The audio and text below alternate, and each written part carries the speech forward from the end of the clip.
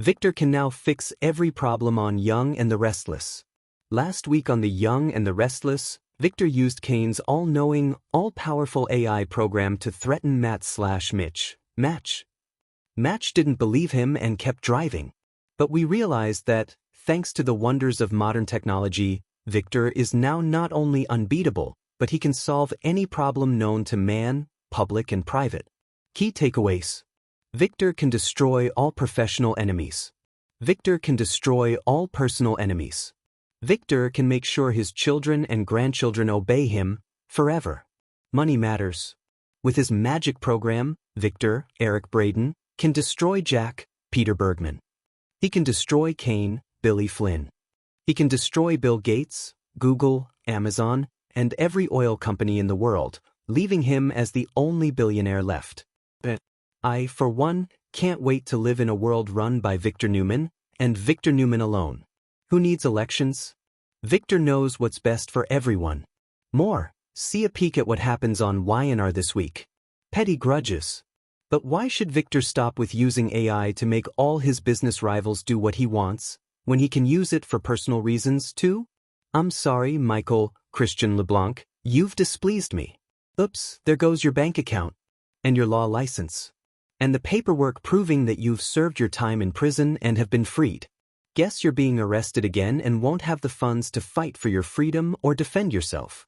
Oh well, better luck next time. Maybe next time, you'll think about what's best for Victor before you think about what's best for you.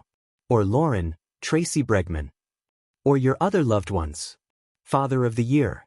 Is Adam, Mark Grossman, not obeying Victor's latest edict?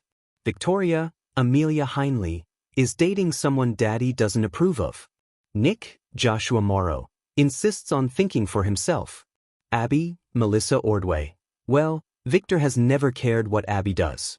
But Noah, Lucas Adams, Summer, Allison Lanier, Faith, Raylan Castor, Johnny, Paxton Mishkind, Connor, Judah Mackey, Katie, Christian and Harrison, Redding Munsell, better do whatever their Lord and Master says.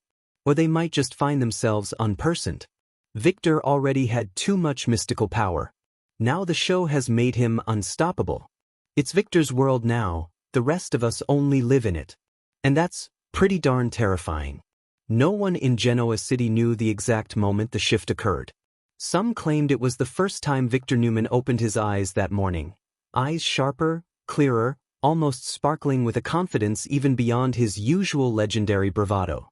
Others insisted it began earlier, sometime during a dream he would later forget, a dream in which an unseen force whispered, "Fix what is broken." All of it. Whatever the cause, by sunrise Victor Newman had changed, not in appearance, but in power.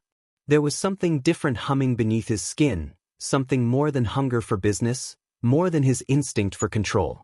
He now had something no one realized humans could possess. Victor Newman could fix anything. Not metaphorically. Literally. Broken objects repaired themselves under his touch. Conflicts softened at the sound of his voice. Secrets unfolded before him like open books. Even the fragile messes of human hearts, those tangled threads of guilt, longing, and fear, straightened when he spoke. At first, Victor didn't understand what was happening. But Victor Newman was not a man easily startled, nor one to waste time on existential questioning. If he had been given a gift, he would use it. That was his nature. And Genoa City, as always, was ripe with problems. Chapter 1. A Cure for Family Chaos. The first test of this newfound ability came downstairs in the Newman living room. Victoria had been pacing across the rug, phone in hand, tense from yet another clash with Adam. Nate was there too, trying to help her strategize without getting caught in the blast radius. The moment Victor walked in, both stopped talking, as if someone had hit mute on the chaos. "Good morning," he said simply. But there was power in that simplicity. His voice wrapped around the room like a warm, commanding wind. Victoria felt the anger in her chest loosen. Nate felt his unclear loyalties sharpen into certainty. And Adam, who wasn't even in the house, suddenly paused mid-argument across town as though someone had just lifted a weight from his shoulders. Victor's gaze settled on his daughter. "You are fighting battles that no longer exist," he told her. "Let them go." And shockingly, Victoria felt no urge to argue back.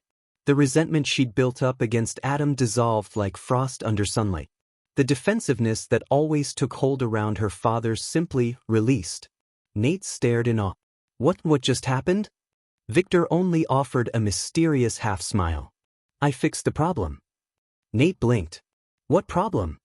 All of them. Victoria suddenly felt lighter, more grounded, as if years of tension had been surgically removed. But I don't know what you did, but I feel clear, Victor finished for her. She nodded. He placed a hand on her shoulder. But you have work to do, my darling. Real work.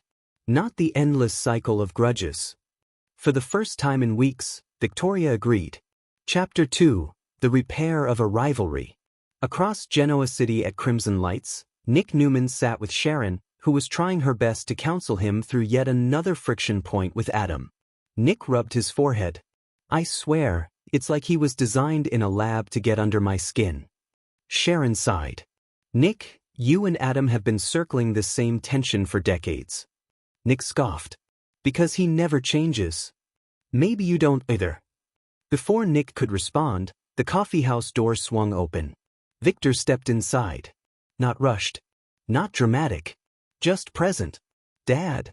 Nick asked, surprised. You're up early. Yes. Victor approached the table. And I am here for one reason. Nick frowned. What's wrong? Nothing. But you are about to fix something. Nick's eyebrows shot up. Me? Just you. Then Victor placed his hand on Nick's shoulder, a simple touch, gentle but firm. Immediately, decades of bitterness, rivalry, and knee-jerk annoyance toward Adam dissolved inside Nick as if someone had rewritten his emotional history. Nick blinked rapidly. What just happened? You are free of anger now, Victor said. Do not pick it up again. Behind the counter, Sharon watched in stunned silence. She could feel the shift too, like a warm wave that rewrote the emotional atmosphere. Nick stared down at his coffee. I don't feel angry. At all. I feel like I could go have lunch with Adam. Victor nodded. Good. Because you are going to. Nick couldn't argue. He didn't want to.